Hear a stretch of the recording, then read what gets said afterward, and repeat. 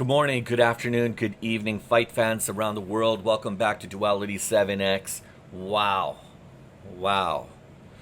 What an amazing card. Last night at the United Center in Chicago, UFC 319. Did it ever come to deliver or what, guys? Like, holy schmoly. That's all I gotta say, guys. It was absolutely nuts. What an amazing fight card. I mean, it's been like what? I know. I think ever since I don't know if it was ever since the pandemic or what, but it's been a long time since the UFC has gone back to Chicago, and I think Dana White was quite vocal in the post conference yesterday at UFC, and he was talking about how much he loves Chicago and how he wants to come back to Chicago, and he's hoping for that opportunity. He also talked about some of his favorite places to eat while in Chicago. I think one of them was called Gibson. So now I'm like, I've got Chicago kind of like ingrained in my head. So hopefully at some point we'll get a chance to maybe go out there and do a video for you guys. So what I want to do is I just want to kind of recap a little bit of the main event last night. And I think what we're going to do is probably tomorrow, I'm going to do a summary recap of some of the other fights that happened. And guys, it was a doozy. So obviously I'll just quickly walk you through. We had Du Plessis versus Khamzat Chimaev for the main event. The co-main event was Murphy taking on Pico. And then we had Neil versus Prades. Canyanya versus Page, Elliott versus Ascura, and we had a whole host of other fights that were on that card as well. And the ladies, man, the ladies came to deliver as well too, guys. These guys were serious contenders, and what an amazing card, guys. So anyways, again, my name is Sheeraz. I'm the host of Duality 7X. Welcome back. And so I want to talk about, as much as I want to get into a whole thing, I wish I could turn this video into like a 3-hour episode and we could go over like an entire summary recap of yesterday's card. But unfortunately, due to time restrictions, I'm going to just kind of talk about the main event today. And so what we've seen inside the octagon last night was absolutely pure dominance by probably the future of the UFC. Khamzat Chimaev was there. He stuck to his original game plan. What game plan? There was no game plan. According to Khamzat, no game plan. He said he just came into work. If you guys watched the interview afterwards, that's all he said.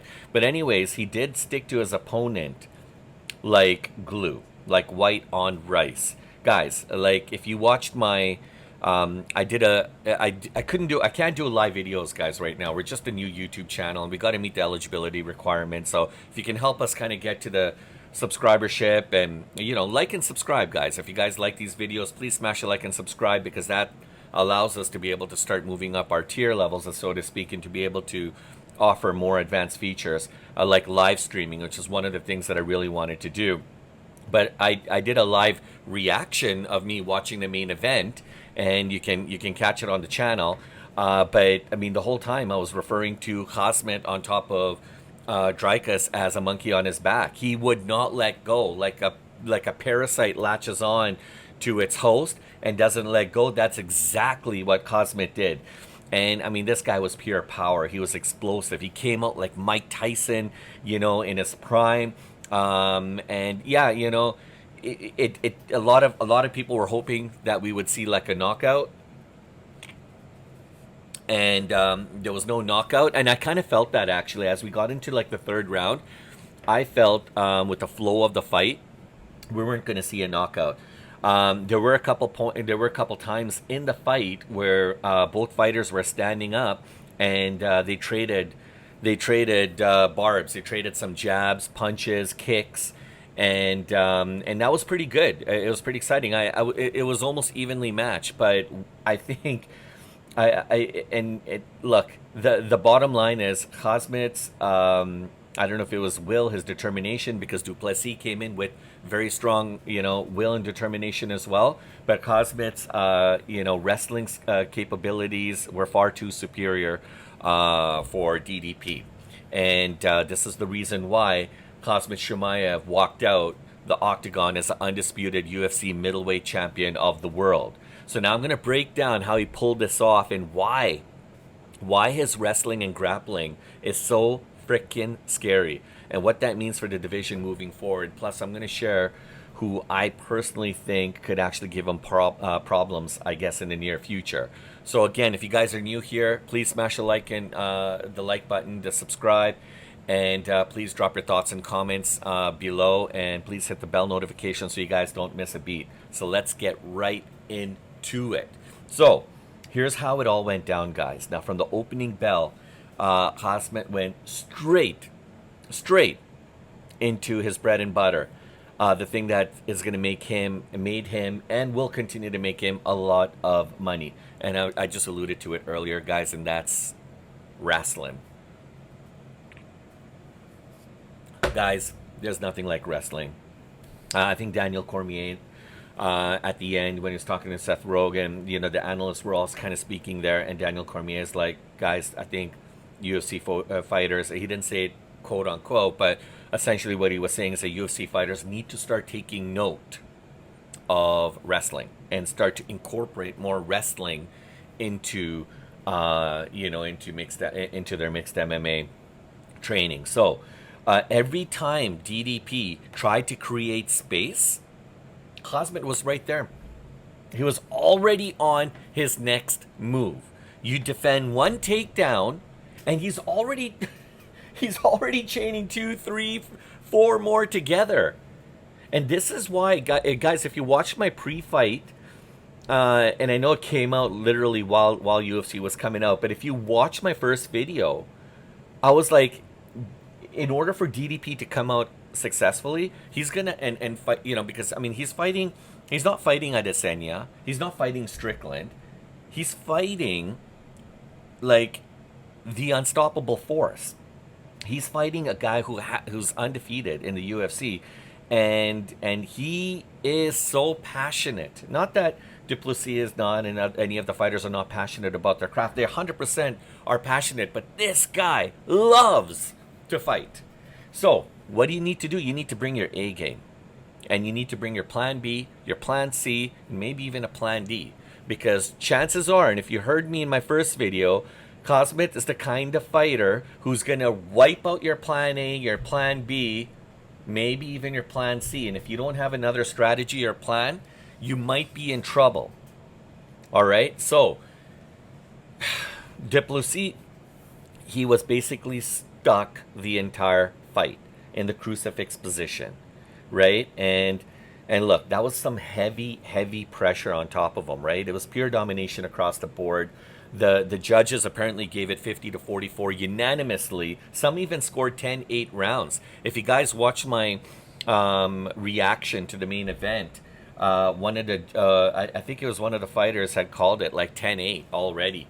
I think in round 1, and that just basically tells you how one-sided this fight was. And again, there were some points, there were some moments within the fight where you thought, okay, Dricus is standing on his feet. He's throwing a jab or two, a kick. He actually got him really good with the punch right in his jaw. But what happened is, and you didn't even have time to see Khamzat's reaction, because he was already grabbing him by his torso and taking him down. And I'm telling you, this guy is a pure champ. And here's a crazy part. Here's a crazy part. Khamzat's not a rookie. All right, Dricus defended his belt before. He's beaten top contenders. I just named Adesanya and Strickland as his last two that he successfully defended his title against. But Khamzat made him look, in some ways, he almost made him look like he didn't belong there, at least for that night. This is how scary Khamzat Chimaev is. And so now a lot of people are talking about, the Khabib Khamzat kind of comparison, and it's almost like deja vu all over again. Khabib all over again. And honestly, like I agree to some points. I mean, look when Dustin Poirier he fought Khabib, right? And said to his corner, "Man, this guy's driving me nuts." That's exactly what it's like fighting Khamzat. But the difference is, I mean, is Dricus. This guy's a seasoned veteran, man. He's a champion for a reason. And even after the first few rounds, he was still smiling and everything, and having a good time. I don't know if he was having a good time, but I mean, he was definitely reassuring his corner that he's got this and he's okay. I mean, the average person would have just crumbled, and but you could tell round after round, Du Plessis' face started to get worse and worse and worse, right? So, I mean, you can do everything right, guys. You can defend the first takedown, scramble up, maybe even land a shot, a jab. But, I mean, Khamzat's already planning the next attack. And, I mean, it's like the more you move, the deeper you sink, right? Like, I mean, the constant pressure, the suffocating style. I mean, this is what technically breaks these fighters down mentally. And last night, Khamzat essentially showed you that he's got a lot of that Khabib, that style, like where he grabs you and you're not going anywhere. And I'm starting to kind of remember GSP as well too. GSP was a lot like that as well too. And what's the commonality between all these guys? What's consistent between all of them? Their wrestling capabilities. Unbelievable. Right? So, I mean, the crowd, I'm hearing some of the analysts talk about how the crowd wasn't happy. The fans are booing, and, because this fight wasn't some crazy stand-up war. But look, this is the UFC. It's not all about, kickboxing. It's not all about boxing or a specific type of martial arts. I mean, it's an all-around fighting sport. You have to be able to bring elements of almost every single style, every single approach. And I mean, if you want to be competitive, especially at a high level, especially when it comes to going 5 championship rounds, for the belt, for the championship, then you need to be more versatile. You need to be flexible. And by no stretch, I mean, look, when I think about Dricus and I think about Khamzat, both of these guys are definitely championship material and caliber. They both got it in their own kind of style. A lot of people, I was even, alluding to how if this fight were to drag on into the latter rounds, maybe this will test Khamzat's stamina, whether he has it or he doesn't. And it could technically, in that kind of a scenario, the odds might kind of tip more towards Du Plessis, right? And, he could come in and he could probably, with his stamina and his unbelievable athleticism, try to win the fight over. But in this case, Khamzat was ready to go. I mean, this guy looked like he could go not 5, but maybe 10 5-minute rounds. It was just incredible. Honestly, when after watching this fight, both of these guys still had gas left in the tank, so they could have gone easily another few more rounds. But that said, I mean, look, Khamzat, he walked into the cage as against a defending champion. And not just a champion, but a bona fide true champion, middleweight champion, who successfully came off 2 title defenses against very, very high caliber talent. And Khamzat came in undefeated, and he pitched a shutout. At the end of the day, that's what it was. I mean, bring out the fireworks, bring out the the marching band, whatever you guys want to do, is high level dominance at the end of the day. And he left the arena with the belt right around his waist. Absolutely incredible. History was made. Khamzat Chimaev is now the only third fighter ever to become UFC middleweight champion while being undefeated. And he joins guys like Chris Weidman and Israel Adesanya. I was just talking about Adesanya. All right. So, here's what impressed me. I mean, his Khamzat's ability to reset. Like when he realizes he makes a mistake, like the first takedown that he had in round one against Dricus, he picked him up. And he kind of felt a little awkwardly where it was almost like he landed on his head somewhat.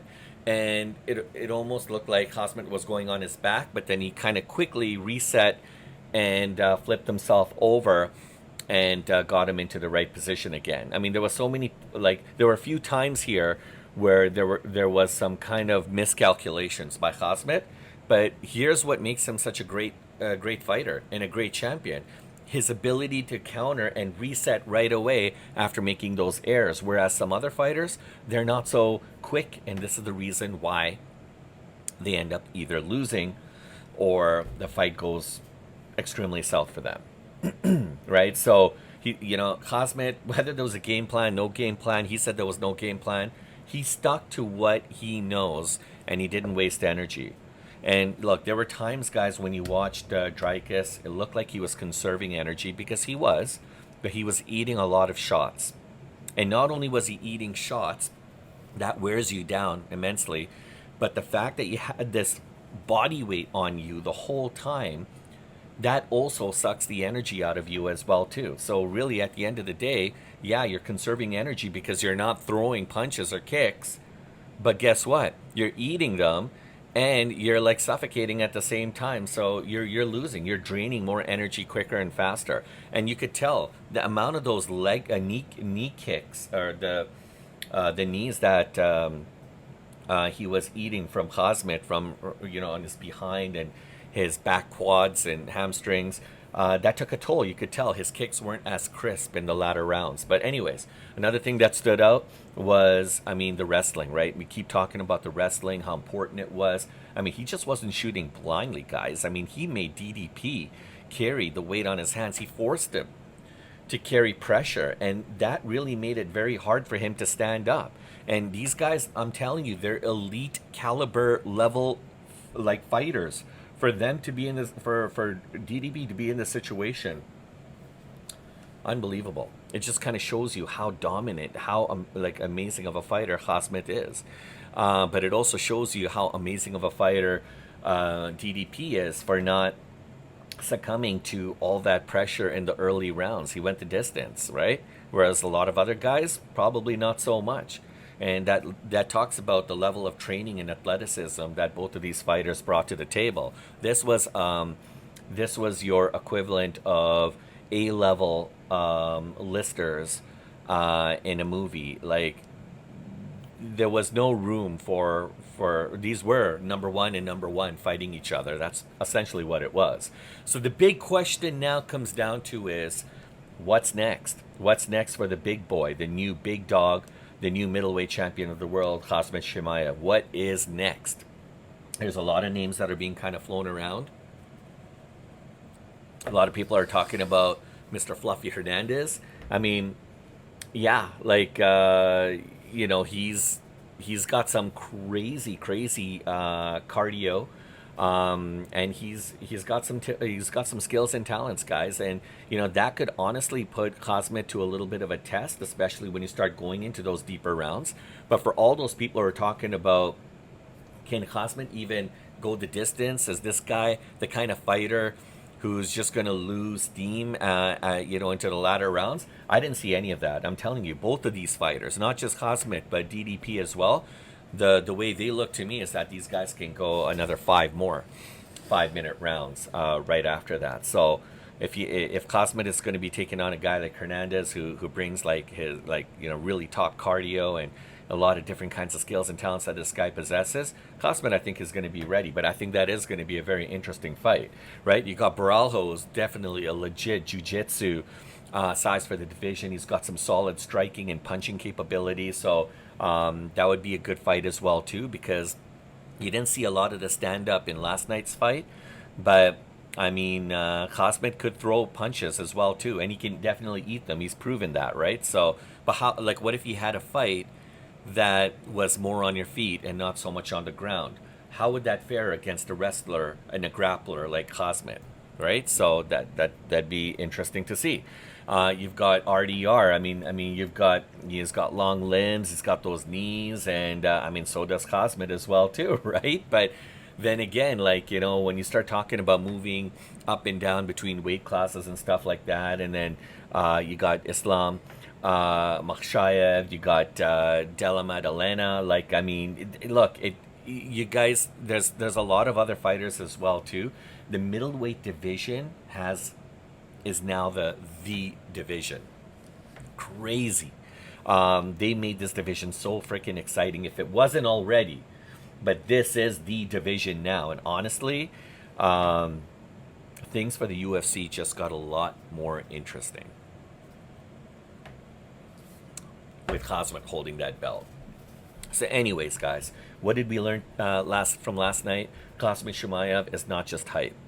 All right, for all the naysayers out there, go back to just being naysayers, right? Because this guy's the real deal. Forget about Holyfield, right? This guy's he's a dominating champion.